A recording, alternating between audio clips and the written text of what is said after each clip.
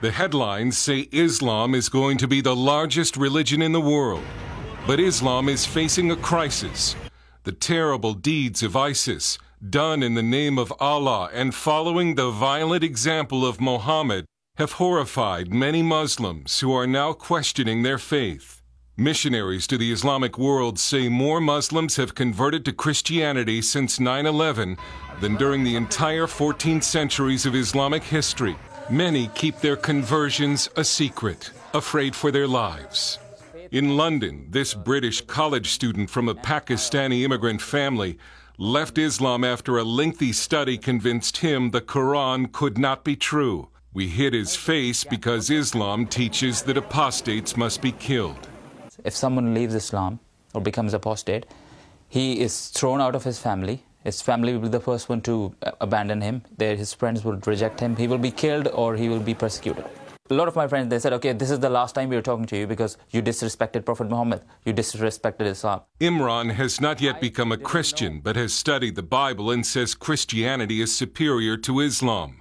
Some ex-Muslims become atheists, but some discover a God who loves. Because of the ISIS, many people become Christian.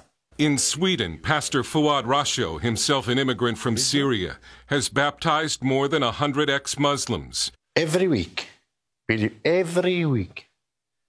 I meet almost one or more who come to me. They come to me and like to know about Christianity, about Bible, because they are very angry. They are Muslim, as they don't like to continue to be Muslim. When it comes to religion, Europe has been called the new dark continent, and some Muslims here feel trapped between atheism and radical Islam. But they see hope in Christianity. When Nassim Ben Iman came with his parents to Germany as immigrants from a Muslim nation, he remembers thinking that if Germany is a Christian nation, then Christianity is a dead, sinful religion. Nakedness in the television is because of the Christian religion. Living together, not married, is because of the Christian religion. But then Nassim discovered real Christianity and is today an evangelist reaching Muslims and non-Muslims for Christ. When the people understand who Jesus is, they will more and more love Jesus and follow Jesus. And when the Muslims understand more and more what Muhammad is, what the Quran is, what the history is, then they will go farther away from Islam. Islam is going to collapse. Brother Rashid is the son of a Moroccan imam who lived for 15 years as a secret convert to Christianity. Now he hosts an Arabic-language Christian program called Daring Questions that challenges Muslims to question their faith. Many Muslims actually, they say, if what ISIS is doing is Islam, I'm leaving it. Some of them are becoming atheists. There's a huge wave of atheism in the Arab world right now.